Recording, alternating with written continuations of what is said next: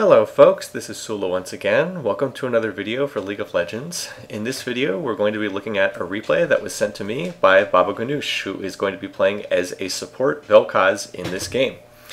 This is taken from a normal game. Let me go ahead and set this up for you just real quick. There we go. One of the things that happened in one of the most recent patches is they've changed it so that the camera defaults to directed camera, which I hated ever since they created the replay client. Anyway, so to get back to this, Babuganoosh is going to be playing as Vel'koz, a champion that I've wanted to feature on this channel. I haven't had a chance to get a lot of Vel'koz gameplay, but I wanted to have a chance to highlight this champion. Vel'koz is a champion who has been played, not a lot, but has been showing up here and there in the professional scene. He is typically played as a mid champion in the professional scene, is also quite viable as a support champion though, and that's what we're going to be seeing here. Babuganoosh is going to be playing support Vel'koz alongside this Jhin player. Strengths and weaknesses of Vel'koz as a champion. Vel'koz, his big thing is he just outputs a lot of damage. As far as mages go, he is one of the highest damaging mages in terms of pure raw damage. And he does bring a little bit of crowd control. He has a knock-up on his E, but one of his weaknesses is, in comparison to other mages and in comparison to a lot of support mages in particular, he doesn't bring a lot of crowd control. He more just brings raw damage. So this is not a champion who's going to bind the enemy team or polymorph them or whatever. This is a champion who just is trying to kill the enemies. And that sometimes can work quite well. He also has no escape skills whatsoever, so he can be quite vulnerable when it comes to getting ganked. So if your positioning is bad or if the enemy team is able to hard engage, then, Vel'koz is just going to die. But hey, he outputs a lot of damage, and in particular, it's true damage off of his passive, so that's important to keep in mind. Alright, let's look at the matchups here. Up in top lane, for blue team, it's going to be Jax against a Poppy player for red team. In mid, it's going to be a Malzahar player up against a Morgana player. In the jungle, we have a Sion player for blue team who is, by the way, jungling with Smite and Ignite, which I do not recommend. You really want to bring Flash up against a Hecarim on the other side, so no Flash on either of the two junglers. And then down here in bottom lane, as we mentioned, it's going to be a Jhin Vel'koz bottom lane against an Ezreal Soraka bottom lane. Now, normally, when Vel'koz players will start with their Q first, that is my understanding. In this game, Babuganoosh has started with his W first. W first typically tends to be a laning Vel'koz, if you're mid, that's what you tend to start. But he's chosen to start with the W first, which is Void Rift. That is his horizontal pool type thing that he puts down the ground. So we'll get to the skills in a minute. I just want to talk about the passive first. I'm going to highlight it here. Organic Deconstruction. Vel'koz's abilities apply Organic Deconstruction to enemies on hit for 7 seconds. Basic attacks will refresh it, but will not add stacks. So you can kind of keep this going with basic attacks, even though it won't add more stacks. Third hit on an enemy deconstruction deals true damage, and you can see it's got a pretty good AP ratio too, for a passive, I mean. It's a 0.5 AP ratio on the passive. So there's the little marker, it's the little triangle thing. When you see 3 of those, you will get the passive to hit, and then it will deal true damage. And as I mentioned, it's pretty decent damage, particularly for a passive.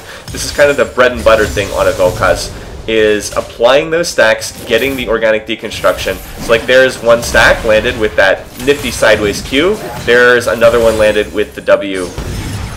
And I will talk and go through these skills in a minute, but I believe we're going to have a little bit more action here. Alright, so that Q is going to hit through the interface. Then we're going to see the Jhin fired up, and then he's going to flash for that last auto attack on the crit.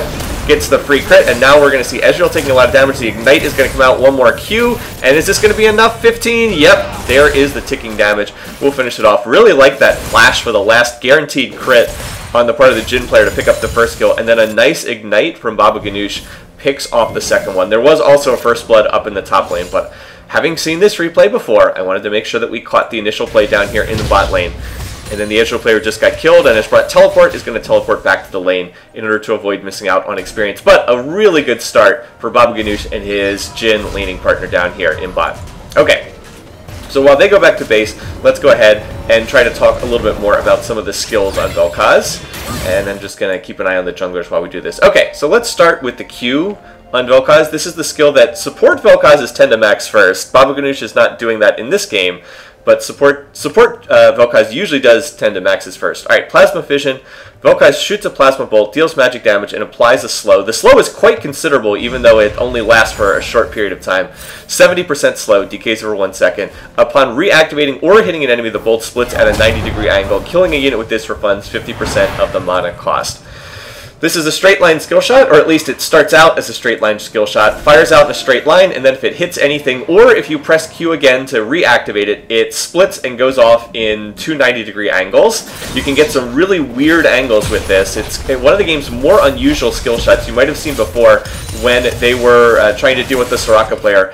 Babuganoosh fired it like into the interface and then split it off to hit Soraka. I also had a video a number of months ago where I was playing Lux, and I could not seem to figure out this skill shot. There it is. When I was up against an enemy. So right there, gets the knockup, really nice. Got the double hit on the W into the knockup, and gets the Organic Deconstruction passive to go off. And that's kind of the basis of playing support Vel'koz, or really Vel'koz in general. You poke with your Q, and then the big damage comes if you can land your E, which is his knockup. That'll then allows you to follow up and trigger that passive. Alright, so we've got 2 stacks on the Organic Deconstruction. Can you get one more? Should be able to hit the Q. And yep, there he goes. Actually, I don't know if he ever triggered that. But anyway, it does get the kill on Scion. Scion's probably thinking, man, I really wish I had Flash right now. Might have been able to flash over the jungle pit. But nope, took Ignite instead, is not able to escape, and ends up giving away a pretty needless death right there. Walked over some vision on the river. Also right there, Ezreal is going to use his Arcane Shift. He's able to get out of that. More poking away with the Q right there. Nicely done. And so this is not going to turn into any other kills, at least not immediately. But you can see that down here in bottom lane, the Jhin plus Vel'koz combo definitely has laning priority, really kind of bullying around the other team. Okay, so while we've got a minute here, let's look at some of the other skills. I already mentioned the Q. Your poking skill has that really weird skill shot, really good at firing around corners. And again, when you're playing support Vel'koz, you're typically poking. So that's why support players usually max this first. If you're playing a laning Vel'koz, though, this is the skill that you max first. Oh, we get the knockup on the Soraka right there. And it takes some harass back, but doesn't turn into a bigger play. Alright, so this is the skill you max first if you're laning Vel'koz, and it is the one Babuganoosh is maxing first. Void Rip. Vel'koz opens a rift to the void that deals magic damage. After a delay, it deals additional magic damage. Nice Q there, by the way, getting the Comet proc then on the back end of that. Void Rift has a 2-second cooldown between casts. So what this skill is really good at doing is wave clearing. You toss it down, and it deals initial damage, and then after a delay it deals more damage. Both, and there it is right there. You probably figured this out already, but that big, like, chasm that it puts down on the screen is that skill in operation. That's the W. There it is again. The nice thing about this is it can proc twice. You can get 2 ticks of your passive off of that. Once on the initial hit, and then again a second time on the follow-up hit. If somebody is foolish enough to stand in the foolish enough to stand in the Void Rift for the whole time. Of course, other players generally aren't just going to stand there in this, they're going to move out of the way. So the way that this really combos is you use it with the knockup. Like if you think you're going to hit someone with the knockup, you toss up down the E and then you immediately toss down the W as well. And if you manage to hit the knockup, you're going to get both hits on the Void Rift as well. And then that will then trigger the passive. Also, look at that damage. Soraka, hey, I don't know if that's a safe recall there. Down to 30 health.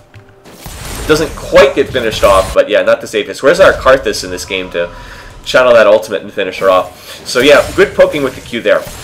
You get the idea though. This is, as I said, your big wave clear tool. One of the reasons why it tends to be not as useful for support Vel'koz, but it does output a lot of damage, particularly if you can combo it with the knockup to get someone to stand in place and be unable to dodge it. There is the, alright, oh, and see, we see an attempt right there by Babuganoosh, but Ezreal is able to escape before that goes off. Does also combo decently well with the Q as well. Remember, when you hit the Q, you get that big slow, get that 70% slow. I believe it goes up even more with more points in the skill. Although, don't quote me on that. We'll check later in the game when he puts more points in this. If you slow them down, it also makes it harder to dodge the knockup and to dodge the Void Rift. So, while we're on this subject, let's actually look at that E, the Void Rift, or the knockup, shall we?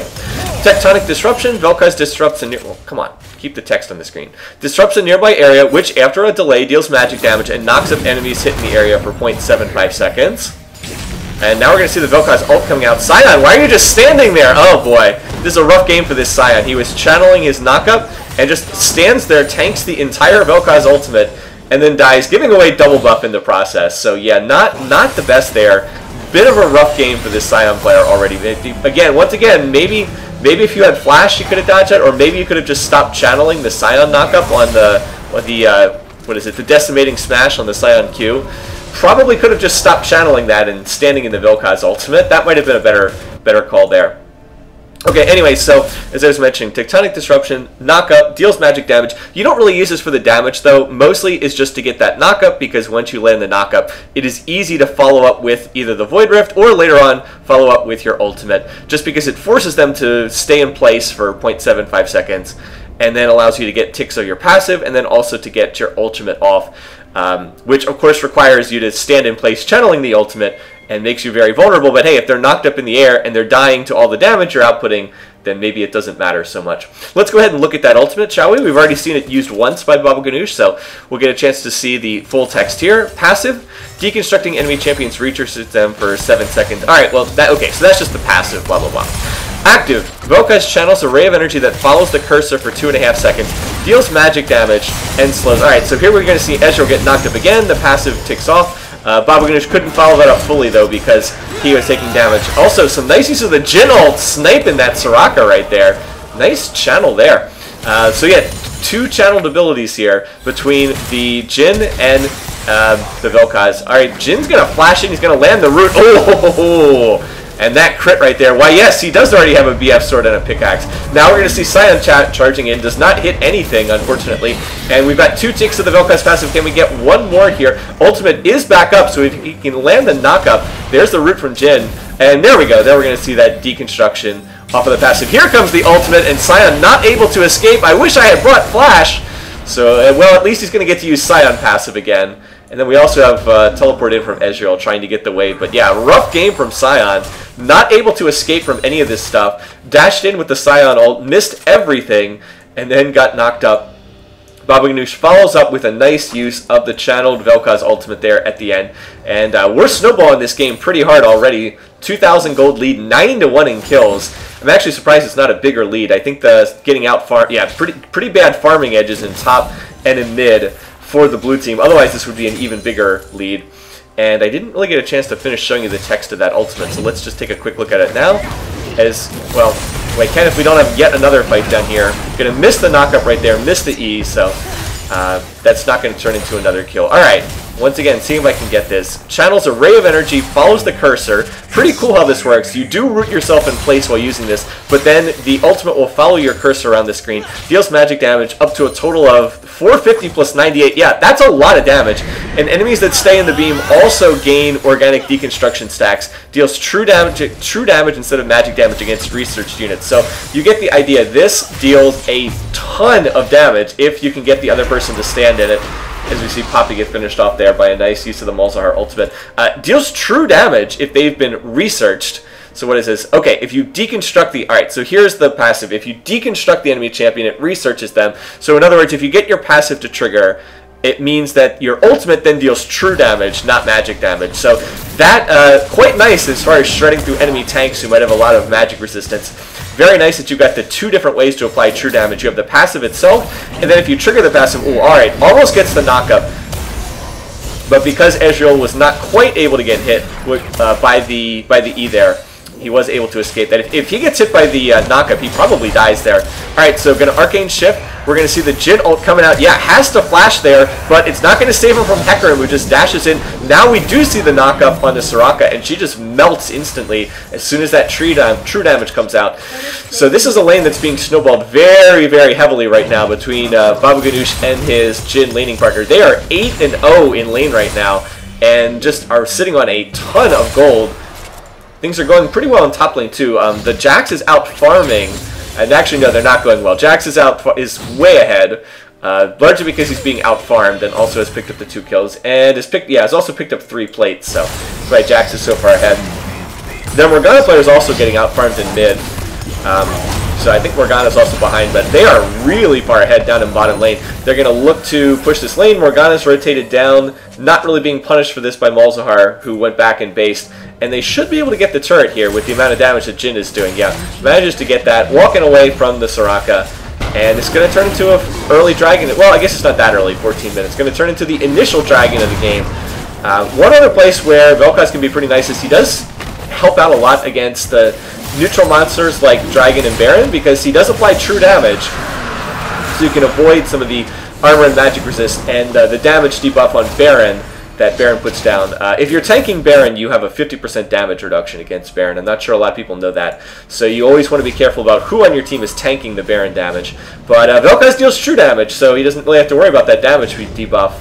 Oh wait, doesn't it? Actually, that's a good question. I don't know if that damage debuff applies to his true damage. Good question. I don't know how that interacts with the true... I don't know how Baron's damage debuff interacts with true damage, so...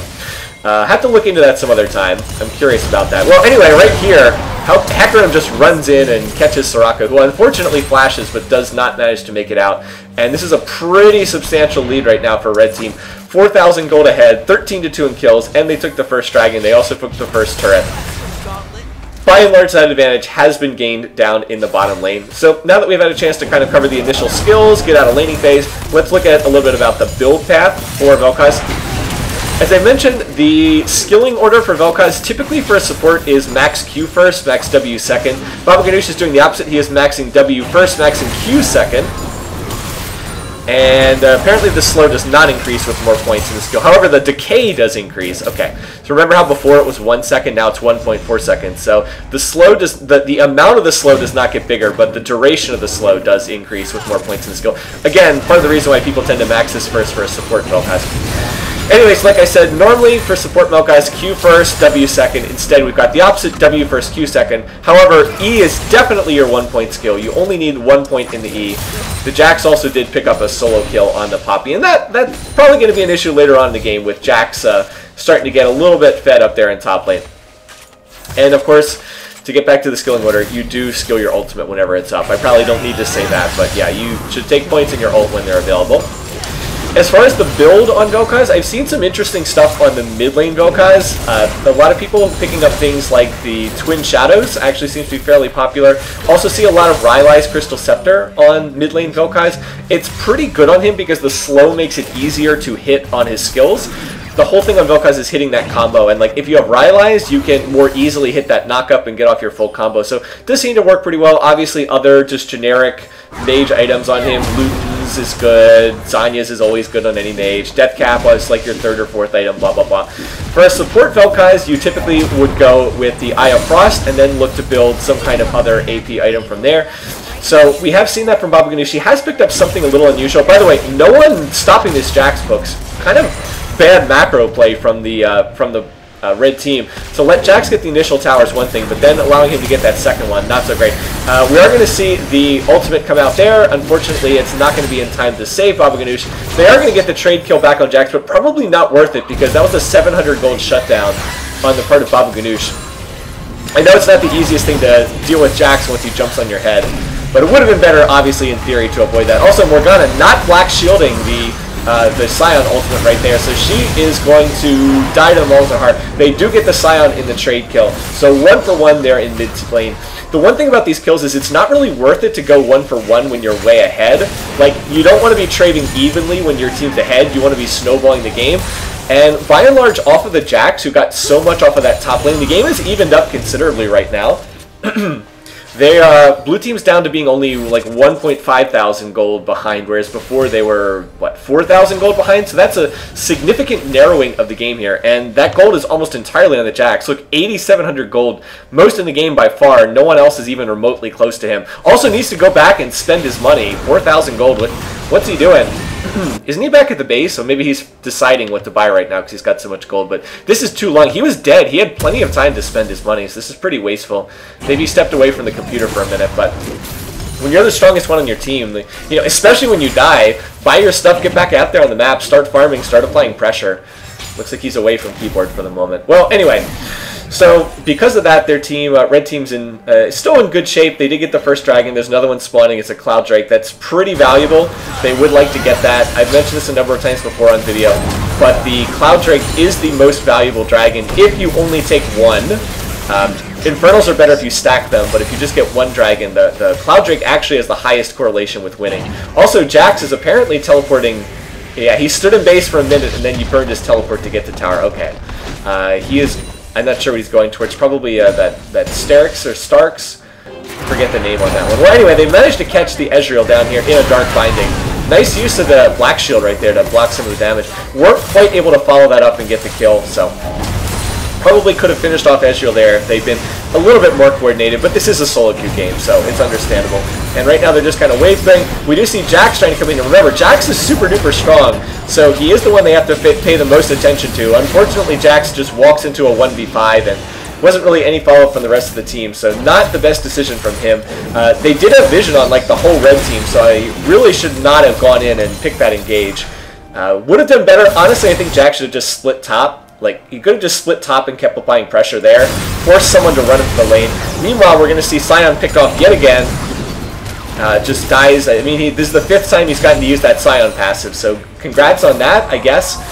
Looks like Red Team really wants to get this mid turret. That seems to be the goal at the moment. They also can just back and take Dragon, and that would probably be my suggestion right now. They have a kill on the enemy team's jungler, so it's basically a free Dragon. Cloud Drakes are really nice. Let you move around the map much faster, let you rotate to objectives faster. And even in team fights, you do get that, what is it, the 3% movement speed bonus, which is still useful for like kiting and running away. So blah blah blah. I'm gonna take this Cloud Drake and Soraka stepping on that Jhin trap. Probably not what you want. Let's see if she's gonna be able to get Hecarim ult is slightly delayed. Probably should have used that sooner, honestly. And we'll see if we have a big old team fight here. So Sion is frontlining for the team yet again. We're going to see the Malzahar ult channeled. Good use of the stopwatch there, or full zoning is actually. Hecarim does not have his ult, so we really should be careful about dashing into 3 members of the enemy team. With that, Jax is going to hop on the case, gets the shutdown. Now they're trying to run away from Jax. Good use of the kiting backwards here, trying to get that. When's that knockup coming off cooldown? Almost. Needs to knock up Jax. Good use of the blast cone to get out right there. Now Poppy's entered the fight. But overall, I think that was a better fight for the blue team. They did go 2 for 1, and they probably will be able to push over mid-tower with this. I would think so anyway. Oh, look at the Jax using the counter-strike to dodge that Jhin crit, the guaranteed crit on the 4th auto-attack. Really nice use of the counter-strike, so yes, that will get them mid-turret.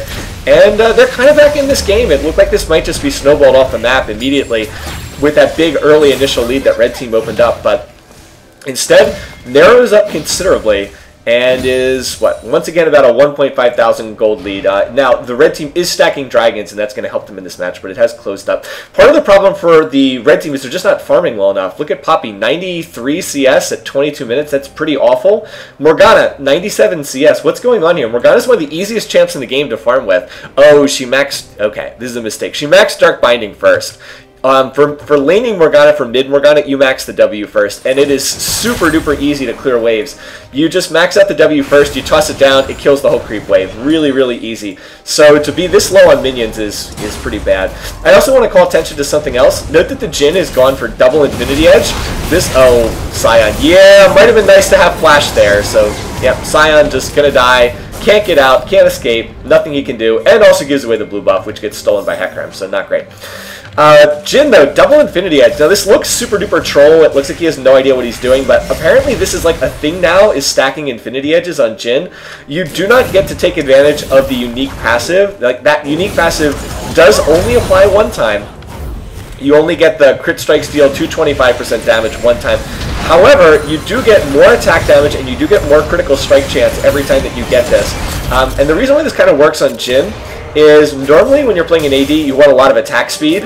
On Jhin, though, you don't really benefit from the attack speed that much because of the way his passive works, with the way that he gets, the crit steal reduced damage but grant an extra movement speed for 2 seconds. So you can kind of avoid the attack speed that you need on other ADs with Jhin and just stack lots of attack damage and lots of crit chance. And that seems to work reasonably well for him, and it gives you just an absurdly powerful 4th auto attack when he's got that guaranteed crit. So, kind of weird, but seems to be something that's not like just stupid and troll and like 500 elo back when that was a thing. Anyway, it looks like we might have a fight here. Jax is going to get engaged on... Oh, it's a really nice Vel'koz ult, hitting like the whole team. Still going to kill Hecarim, but a good way of making it so the blue team can't just dash into that fight. Unfortunately, Poppy's getting super low as the Malzahar Malefic Fist is going to finish her off. Yes, it is. The Morgana lands a Dark Binding to pick up the Soraka, so it's a 2 for 1 thus far. Or no, 2 for 2, because Jax also got finished off. And if this fight continues, I think Red Team has the edge, because the really strong ones on Red Team are Vel'koz and Jhin, and they're both still alive, whereas the strong one on Blue Team is the Jax. Gets the slow right there. Yeah, Ezreal's going to have to flash away. And at this point, it's just a matter of poking away with Jhin and with the Vel'koz. They still haven't gotten this mid turret, and I'm wondering if they could rotate maybe to get something else. I think that they would do well to apply some pressure in top lane as well. It's kind of been like an ARAM game at the moment because like everybody's been mid so much. I think that blue team and red team would both be better served by having someone apply some split pressure in top lane, just so that it's not just like 5 champions packed up around mid. It's really hard to take these mid turrets. I mean, I guess blue team's already gotten the mid turret, but it's hard to take them because both teams have pretty good wave clear. Like Malzahar has good wave clear, Morgana has good wave clear. It's just hard to get these turrets because both sides have so much of the wave clear on them. Anyway, let's check back in on Babuganoosh, what he's got right now. He has finished, well actually he still hasn't upgraded his support item. He probably should have done that just to be able to carry more words. I do have to make mention of this. Babuganoosh is playing a good game. He's dealing lots of damage. He's been super useful to the team. But he hasn't supported that well, if that makes sense. Like the vision score is only 14. It's pretty low. He hasn't been buying a ton of vision wards. He hasn't upgraded his support item, and for 25 minutes, that's a pretty small vision score, so maybe could have focused a little bit more on that as a side to just like being a mage in this game, which is kind of what he's done. Not to say he hasn't been effective. I'm just pointing out that like the support side of things has maybe not been quite as strong in this one. Itemization, he got the Eye of Frost, then he went for a tier, which is kind of interesting. I wouldn't really recommend this on a support unless you get super fed. You won't have enough money to like upgrade this into an Archangel staff, but he has been super fed this game, so it's working out. And then he went into the Rylai's, which as I mentioned is a good item on Vel'koz just because you get the health, the ability power, and the big thing is the reduction of enemy movement speed makes it much easier to hit your skills and then combo them together to get to your passive off, which is where the big damage is on Vel'koz. Now is going into a lost chapter, so I'm assuming that this is for the Archangels, and there it is, yep, so for the Archangel staff, so he's going to have tons of mana. This will make him really strong. It's just you don't typically go for this on a support because number one, it costs a lot of money, and number two, it's kind of slow to build up. And like in a normal support game, you won't have enough money or enough time to get your item all the way upgraded like that. Right now, trying to defend the top lane against this Jax, and there's going to be the ultimate. Now, unfortunately, Jax can just dash on top of Babuganoosh. Doing a good job, really good use of the knockup there. Flashing backwards, tossing down the knockup. Jax flashes after, but gets hit by the knockup and deconstructed. And yeah, so although Babuganoosh can't stop the base turret from going down, he is able to save the inhibitor right there. Honestly, it's pretty much just the Jax that's carrying the blue team right now. Everybody else on the blue team's fairly weak. Let's check in on the gold. Yeah, Malzahar and Ezreal, I guess, have some money. Excuse me, but really it's the Jax who's got the 11,000. Still has the most in the game, although Jhin is getting fairly close. Jhin's like 1,500 gold behind. Also, note how much money Babuganoosh has. He's got about to hit 9,000 gold. He is almost 3,000 gold up on his mid laner, which is just bizarre. Again, Morg, you need to farm better than this. And also, 1,300 gold ahead on the Poppy player in top lane. Also has more money than the AD on the other team, which is pretty hilarious. So yeah, he's not really a support at this point. Babuganoosh is just like a full-on mage. Also, probably should take the honey fruit if you're at half health and walking right past it.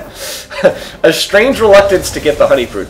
And doing a better job with the vision right now, getting some wards around Baron. That is really the one concern of red team. The only way that I can see them losing the game is if the blue team takes a Baron. They should also be looking to take a Baron right now because they have a double Mountain Drake. Like, they're way ahead in this. Well, not. Actually, they're not way ahead in this game. They're only 2,000 gold ahead. But their big advantage is they've got the double Mountain Drake. So that makes it super easy to take Baron. And they really should be looking to do that right now.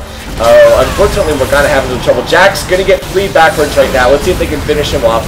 Good damage from Vel'koz. Oh, yep. There's that ultimate dealing lots and lots and lots of damage. They are going to pop the Guardian Angel off of Jack, so that's quite nice. And not going to turn into a bigger fight, but they get the Guardian Angel. They got a lot of summoners out. Oop, excuse me there. Move the camera the wrong way. Yeah, and that Vel'koz poke just doing a lot of damage. She's already at 280 ability power. And yeah, just got the transform on the Seraph's Embrace. Quite nice. Will provide some additional survivability. The Vel'koz poke is just not something that can really be ignored by blue team right now. But to get back to the earlier point, I do think they should really be looking to try to take a Baron here. Anytime they can get a kill, they should be looking to force the fight at Baron because they can actually kill Baron super duper fast right now. Vel'koz has the true damage. Jin's going to do a lot of damage to it, and Hecarim's pretty good at doing Baron as well, because he's got the, he can just keep he can keep queuing over and over and over again. Rampage is on a 3-second cooldown, so not like a perfect Baron taking team, but not bad. Anyway, Scion's going to go in right now, has chased way too far right now. So he's going to die, and again, like at this point, I really would like to see them force an engagement at the Baron if they can, because like they just killed the enemy team's jungler. Now, they might need to send some people back to heal, but I think they can force this fight. Alright, Ezreal's going to have to Arcane Shift away. Do not land the Dark Binding on the Soraka. This team has just spent so much time in mid lane. I feel like they've kind of wasted a lot of time by just ramming it up in mid. They still don't even have this turret yet. And instead of just like repeatedly ramming into Malzahar's wave clear again and again and again and again, they do better to like rotate around the map and try to take some other objectives. Poppy, yeah, I don't know about that, Poppy. That's pretty bold to dash into 4 members of the enemy team. Now they are going to get the Jhin ultimate, doing some good damage. Hecarim not quite able to find a good target though. Let's see, he's going to survive this. Alright, yes, goes low, doesn't get it. And like you can see what's happening again and again. They're winning these fights, but they're not really getting a lot out of it. The one thing they are getting is the dragons, and there's an Infernal Drake up, so they definitely want to get this one when it's about to spawn. But like, they really could be doing a lot more here. I guess they did finally get the mid turret, and that will open up an easier path to take the Baron, because blue team is going to have a longer path to run in order to get up there. But I don't think there's been enough focus on the Baron. I think there's been too much time just spent in mid, like laning it up, like I said, ARAM style back and forth, and I think that's dragging this game out longer than it needs to be. With the double Mountain Drake and with a really fed Jhin and a strong Vel'koz, I think that they could just get a kill and then look to force the action here and look to take that. Right now, immediate objective should probably be to take that Infernal. It's much easier to take the Infernal. Should be able to grab that. Look to take Infernal, get vision around Baron, sweep out their vision, buy those pink wards, and then look to force a fight at Baron. If you can deny them vision, you might be able to just sneak it. Even if you can't, when they're going to have to come to check the Baron to lay down wards, you can probably get a pick. Very difficult to just like check into a Vel'koz who can plus out all that poke damage, and Morgana who can bind you, blah blah blah. You get the idea. So they're going to get the Infernal, and that's pretty key. Let's see what that does. Vel'koz at 305 ability power, goes up to 335. So that was 30 AP, just off of taking that.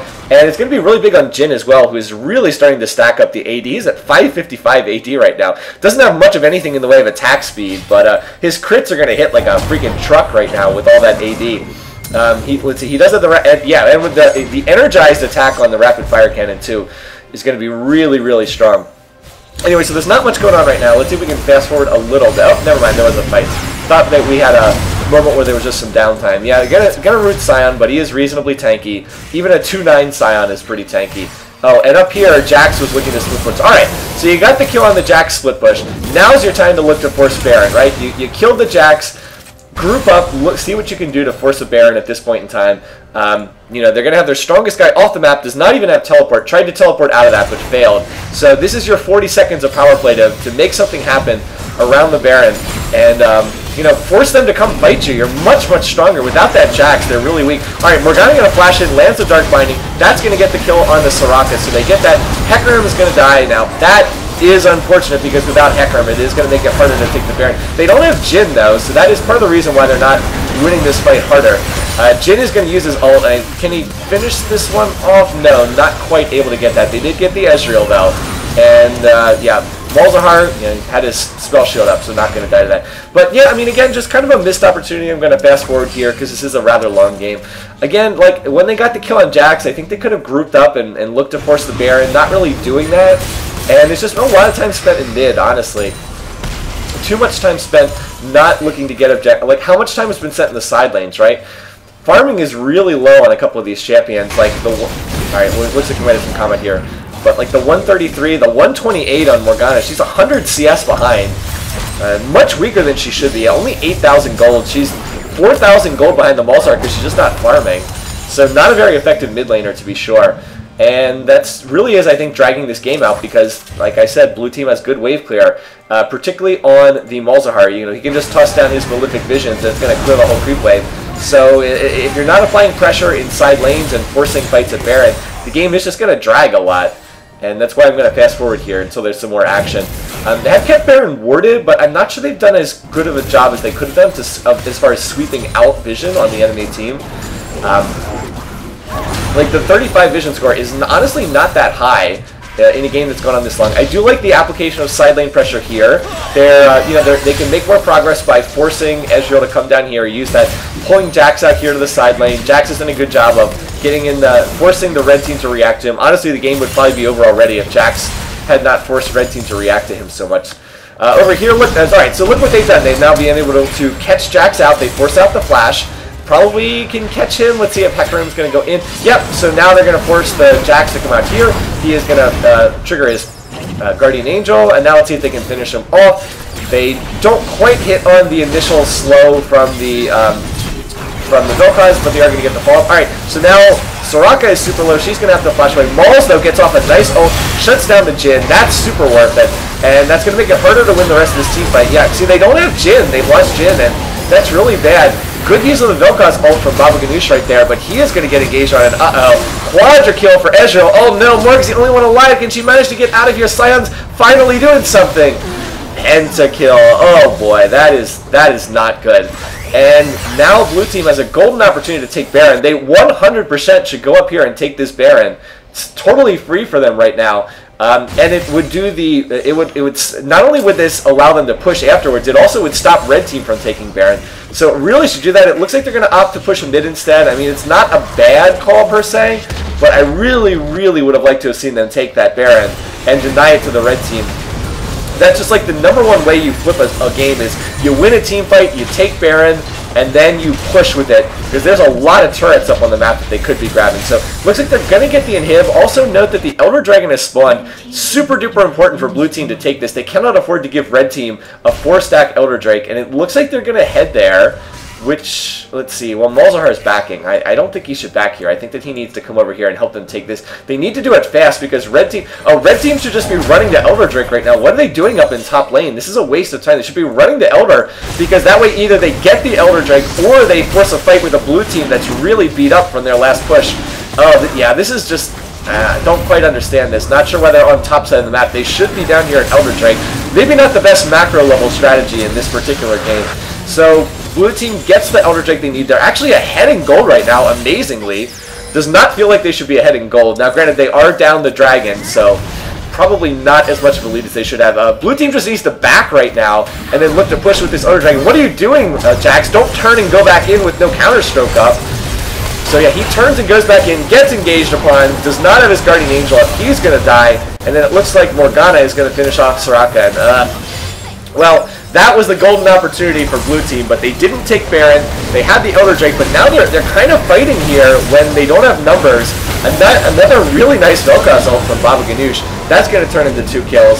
Once again, Sion passive triggered, and now even though Red Team flubbed this pretty badly, they're going to get the win in the team fight. And once again, hey guys, run to Baron! You got a double Mountain Drake! You'll kill it in like 3 seconds! What are you doing? The whole enemy team's dead! Stop trying to push in against the Malzahar and this great wave clear. Just take the Baron! Take it! Why is no one going to Baron? So as I said, maybe not the greatest macro level strategy in this game. For the life of me, I do not understand why neither team has made any effort to focus on Baron in this game. So, instead opting to push into a Malzahar who is good wave clear and against super minions, because remember, the inhib's down.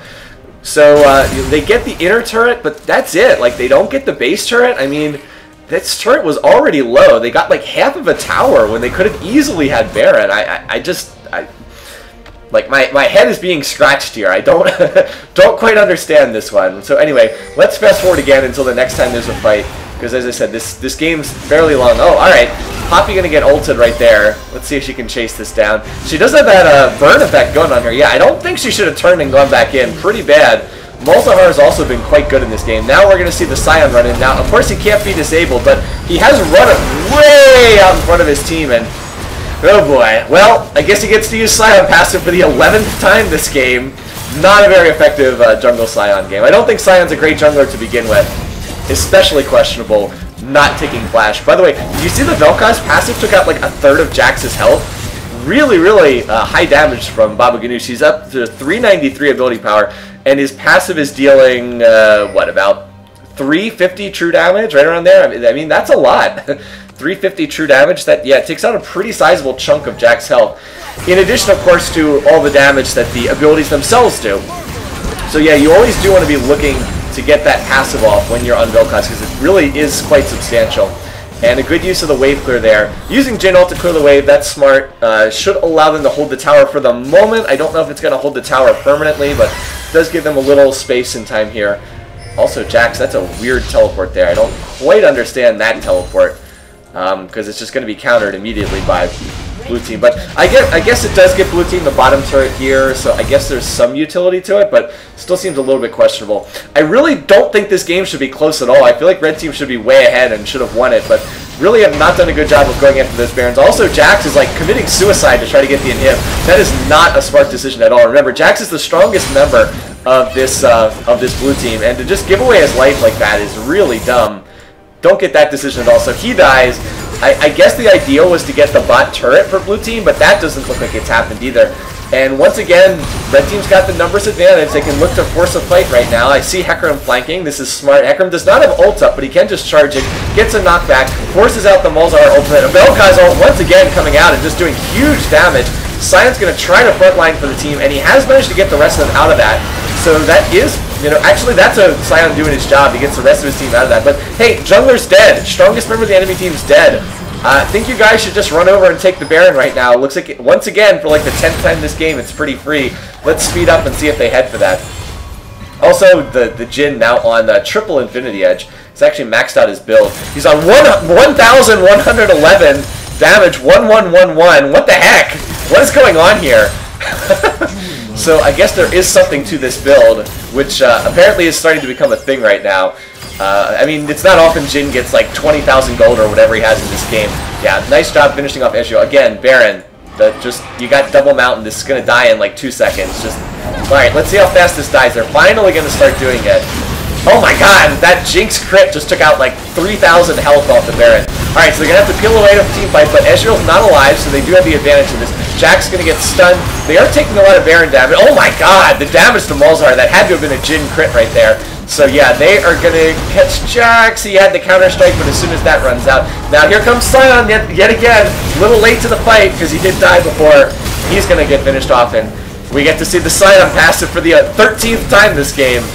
Down he goes, and now they are finally clear to take this Baron. Could have taken it much easier earlier in the game, but yeah, look at the health bar. This Baron dies so fast. Could have easily taken this much earlier. So now, finally with this Baron, I think they will be in a position to finish off this game. There also is an Elder Dragon as well, so let's see if they head there. That would be the logical place to go. Stack up Baron plus Elder, have the maximum stacks possible in this game. They will be stupidly, ridiculously strong if they can land this. How much? Yeah, Vel'koz 838 damage. What the heck? His passive now deals like 600 damage. Well, almost 600. 600. Oh my god! The Soraka.